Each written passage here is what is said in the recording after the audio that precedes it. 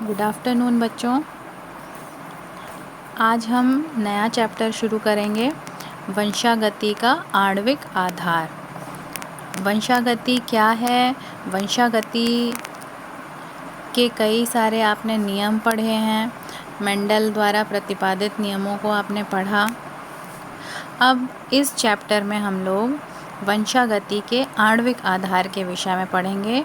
इसका अर्थ है कि वंशागति जिसके कारण, जिन कारकों के कारण होती है, यानी कि जो मुख्य कारक हैं जैसे डीएनए, आरएनए, जिनकी वजह से गुण जो हैं वो एक पीढ़ी से दूसरी पीढ़ी में ट्रांसफ़र या स्थानांतरित होते हैं, उनका आधार क्या है, इसको ही हम इस चैप्टर के अंतर्गत पढ़ेंगे। तो जैसा कि आप लोगों ने पढ़ा इसके पहले चैप्टर में, जहां हमने मेंडल के वंशागति के नियम पढ़े, तो उस समय तक, मेंडल के समय तक ये ज्ञात नहीं था कि ये जो सारे लक्षण हैं या जो गुण हैं जो मेंडल ने पौधों पर अध्ययन किया, वो सब किसके कारण हो रहा है। तो उनकी जानकारी के अनुसार उन्होंने उन्हें कारक नाम दिया। कारक, इनके अनुसार कारक के द्वारा ही जो है ये गुण जो हैं, वो लक्षण जो हैं, वो एक पीढ़ी से दूसरी पीढ़ी में स्थानांतरित होते हैं। तो ये चीज़ बहुत वर्षों के बाद इसकी जब पुनः खोज हुई, तो लगभग 20वीं शताब्दी के तीसरे दशक से लेकर, यानी कि 1920 से लेकर के 1960 तक का जो समय था, उसमें आनुवांशिक पदार्थ की रासायनिक प्रकृति की खोज की गई। तो इस दौरान, यानी कि 1920 से 1960 का जो ये 40 वर्षों का समय था, इस समय में रासायनिक प्रकृति किसकी? आनुवांशिक पदार्थ की, यानी डीएनए और आरएनए की रासायनिक प्रकृति की खोज हुई। तो इस अवधि में जो कई सारे वैज्ञानिक हुए, जैसे ग्रिफिथ थे, वाटसन क्रिक थे, इन्होंने जो है जैव रसायन के क्षेत्र में बहुत सारा कार्य किया और इनका जो योगदान था वो बहुत ही महत्वपूर्ण था। इनके प्रयासों के द्वारा ही हमें ये पता लग पाया कि जो गुणसूत्र होते हैं वो प्रोटीन और डीएनए से मिलकर बने होते हैं। तो अब ये तो आपने पिछली कक्षा में पढ़ा हुआ है कि डीएनए क्या है ना, डीऑक्सीराइबोन्यूक्लिक एसिड, आरएनए क्या है, राइबोन्यूक्लिक एसिड, और ये सब असल में क्या हैं? ये सब जो हैं, ये दोनों ही ये अमीनो अम्ल के बहुलक हैं। बहुलक का मतलब कि जब कई सारे एक लक जो हैं वो आपस में मिलते हैं और एक बहुत बड़ा भारी आणविक भार का अणु बनाते हैं, तो उसे हम बहुलक कहते हैं। तो आपने ये भी पढ़ा है कि अमीनो अम्ल जो हैं वो विभिन्न 20 प्रकार के अमीनो अम्ल होते हैं और वो अलग अलग प्रकार से आपस में संयोजित होते हैं और कई सारे असंख्य प्रोटीन्स का निर्माण करते हैं। तो फिर चूँकि हमने ये भी एक चीज़ पढ़ी थी कि डीएनए में जो हैं वो 4 तरह के न्यूक्लियोटाइड्स पाए जाते हैं। तो ये हमें भी इसके बारे में भी पढ़ना है कि फिर इन्हीं 4 में कितना ज़्यादा परिवर्तन होता है या कितनी ज़्यादा विविधता इन्हीं 4 न्यूक्लियोटाइड्स के कारण हो पाती है। तो इन्हीं सब विषयों पर हम इस चैप्टर में बात करेंगे और इसके विषय में मैं आपको कई सारे नए शब्दावलियों से परिचय आपका कराऊंगी, जैसे अनुलेखन है, अनुवाद है, जीन अभिव्यक्ति है। ये सब बहुत ही इम्पॉर्टेंट टॉपिक्स हैं जो कि आपको एग्ज़ाम के पर्पस से भी बहुत इम्पॉर्टेंट है ये। तो सबसे पहले अब हम लोग जो हैं डीएनए के विषय में, डीएनए पढ़ने से भी पहले हम लोग सबसे पहले कुछ बेसिक पॉइंट्स या बेसिक टर्म्स के बारे में जान लेते हैं। तो न्यूक्लिक एसिड के बारे में हम लोग पहले पढ़ते हैं। ये तो आपको पता ही है, ये पिछली कक्षाओं में हमने पढ़ा है कि न्यूक्लिक अम्ल जो है वो एक बहुत लंबी पॉलीन्यूक्लियोटाइड श्रृंखला होती है। और ये पॉलिन जो कि सभी जीवधारियों की कोशिकाओं में पाई जाती है। और ये जो होते हैं वो कई सारे एकलक जो होते हैं, मोनोमर जिसे हम कहते हैं, वो जब मिलते हैं तो लाखों की संख्या में जब वो जुड़ते हैं तो बहुलक बनते हैं। ठीक है, और हम इन्हें न्यूक्लिक अम्ल क्यों कहते हैं? क्योंकि ये केंद्रक में पाए जाते हैं। ठीक है, अब इसमें भी आपको दो शब्द मिलेंगे, एक होता है न्यूक्लियोटाइड और एक होता है न्यूक्लियोसाइड, है ना। इसके विषय में मैंने आपको कक्षा 11 में पढ़ाया था, लेकिन एक बार उसको हम फिर से दोहरा लेते हैं। तो न्यूक्लियोटाइड्स असल में क्या होते हैं? जब हम तीन चीज़ों का संयोजन होता है, तीन यौगिकों का संयोजन होता है, तो उससे हम न्यूक्लियोटाइड कहते हैं। अब वो कौन कौन से हैं? नाइट्रोजनी क्षारक, है ना, बेस जिसे हम कहते हैं, फिर पेंटोज शर्करा, और तीसरा है फॉस्फोरिक अम्ल। और जब इनका संयोजन होता है तो इससे बनने वाले यौगिक को हम न्यूक्लियोटाइड कहते हैं। ठीक है, और डीएनए में, अब ये तो आपको पता ही है कि डीएनए में जो शर्करा उपस्थित होती है वो कौन सी होती है? Deoxy ribose. और जो आरएनए में शर्करा होती है उसे हम क्या कहते हैं? राइबोज शर्करा।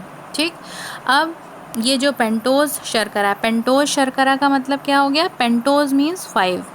जब 5 कार्बन वाली शर्करा होती है तो उसे हम पेंटोज शर्करा कहते हैं। अब इसमें हम ये तो हो गई आपकी शर्करा। अब आते हैं हम लोग नाइट्रोजनी क्षारक पे।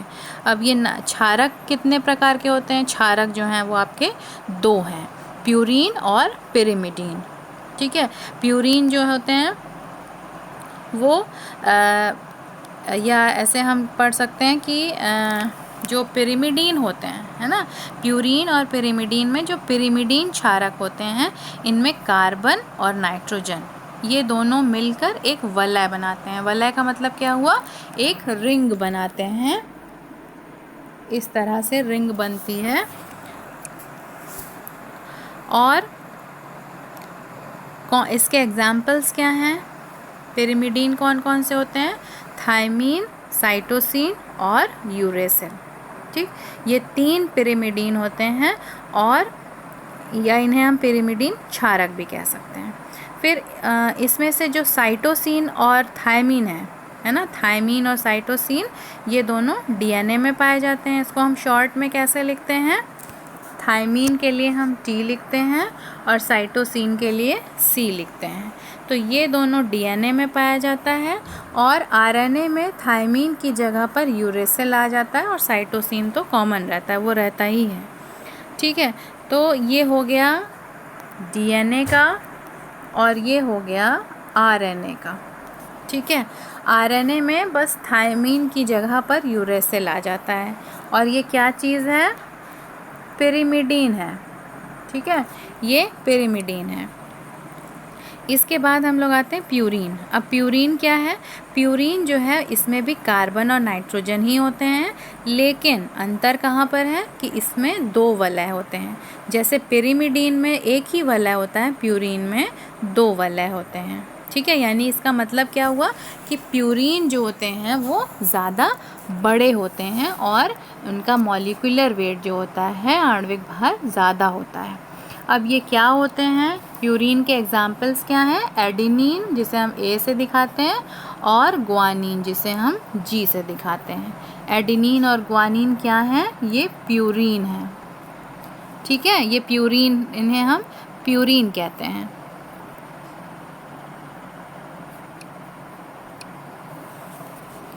अब इसके बाद आपको मैं दिखा देती हूँ यहाँ पर, ये एग्ज़ाम आप इसको समझ लो। यहाँ से इस पिक्चर से ये दिया हुआ है, ये आपको दिख रहा है ना यहाँ पे, ये पिरिमिडीन की संरचना है। ठीक है, पिरिमिडीन में जो है वो 6 कार्बन होते हैं, जबकि ये प्यूरीन है, प्यूरीन में 9 कार्बन होते हैं। और ये कैसे होते हैं? बड़े होते हैं साइज़ में। ये आपको अंतर है, इसको अंतर भी आप अपने इसका स्क्रीनशॉट लेकर इसको नोट कर सकते हैं। पिरिमिडीन में 6 कार्बन परमाणु होते हैं, जबकि प्यूरीन में 9 होते हैं, यानी ये साइज़ में बड़े होते हैं। और पिरिमिडीन में केवल एक वलय होता है, कार्बन और नाइट्रोजन से मिलकर बना हुआ, जबकि प्यूरीन्स में 2 वलय होते हैं। फिर पिरिमिडीन में कार्बन नंबर 1 और 3 पर नाइट्रोजन परमाणु होता है, ठीक है। इसमें नंबर 1 और 3 की जो पोजीशन होती है, आपने पोजीशन पढ़ा होगा उस केमिस्ट्री में कि किस तरह से सबकी पोजीशन डिसाइड फिक्स होती है।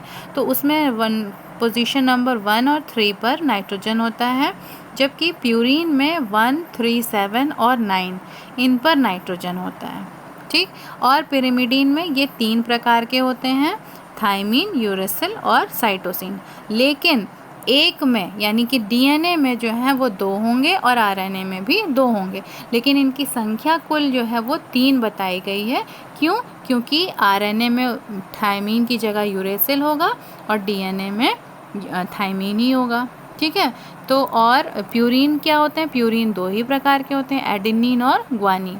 तो ये बेसिक डिफरेंस है और यहाँ पर ये आपको ये चित्र के माध्यम से भी बताया गया है कि कौन सी, देखो यहाँ पोजीशन आपको 1 नंबरिंग दिख रही होगी, 1 2 3 4 5 6, तो किस तरह से किस पोजीशन पे कौन सा कहाँ पर कार्बन एटम है, कहाँ पर नाइट्रोजन एटम है, ये भी आपको इसमें दिख रहा है। अब इसके बाद हम लोग आते हैं डीएनए और आरएनए के। अच्छा, अभी एक इसमें एक पॉइंट और रह गया है, और वो है, अभी तो हमने ये देखा ना कि ये नाइट्रोजनी क्षारक है। तीसरा अभी हमारा यौगिक बचा है जिसे हम फॉस्फोरिक अम्ल कहते हैं। तो फॉस्फोरिक अम्ल जो है वो असल में जो है ऑर्थो फॉस्फोरिक अम्ल होता है, ठीक है। ऑर्थो फॉस्फोरिक अम्ल का जो फॉर्मूला होता है वो होता है H3PO4, ठीक है। ये जो है ऑर्थोफॉस्फोरिक अम्ल है और यही असल में फॉस्फोरिक अम्ल होता है। इसे हम फॉस्फेट के रूप में जानते हैं। तो ये जो होता है शर्करा से जो है फॉस्फोईस्टर बंध के द्वारा जुड़ा हुआ होता है। अब हम लोग आते हैं न्यूक्लियोसाइड और टाइड में हम थोड़ा सा डिफरेंस देख लेते हैं। कभी कभी एग्ज़ाम्स में इस तरह से भी अंतर आ जाता है। तो अब हम इसको आप लोग इसका स्क्रीनशॉट भी ले सकते हो। इसको लेकर आप लोग जो है इसको अंतर को अपना जहाँ पर नोट करते हो वहाँ कर सकते हो कि हम लोग देख लेते हैं डीएनए और आरएनए के क्षारक में किस तरह से अंतर है।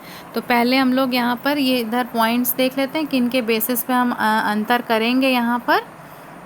और ये इधर है न्यूक्लियोसाइड किसे कहते हैं, न्यूक्लियोटाइड किसे कहते हैं, ठीक है। देखो न्यूक्लियोसाइड में जब शर्करा और क्षारक आपस में मिलते हैं तो उसे हम न्यूक्लियोसाइड कहते हैं, और जब इन्हीं दोनों के साथ फॉस्फेट भी जुड़ जाता है तो उसको हम न्यूक्लियोटाइड कहने लगते हैं। अब असल में यही जो होता है वो डीएनए और आरएनए का कंपोजिशन होता है। अब हम देख लेते हैं एडेनिन, ठीक है। एडेनिन में जो है वो डीऑक्सी एडिनोसिन हो गया और इसमें डीऑक्सी एडिनोसिन प्लस मोनोफॉस्फेट, क्योंकि फॉस्फेट भी जुड़ गया ना। ग्वानिन में भी डीऑक्सी, ये डीएनए का है, ठीक है। और इस तरह से आप देखते चलो, उसमें फॉस्फेट जुड़ जाएगा, फिर थायमीन डीऑक्सी थायमिडीन, फिर यहाँ पर मोनोफॉस्फेट जुड़ गया साइटोसिन डीऑक्सीडिटीन, फिर इसमें भी फॉस्फेट जुड़ गया। अब ये तो हो गया आपका डीएनए का। अब हो गया आरएनए में सेम वही सारी चीज़ें हैं, बस थायमीन की जगह पर यहाँ यूरेसिल आ जाएगा। यही आपको इसमें अंतर करना है, बाकी सारी चीज़ें सेम है इसमें।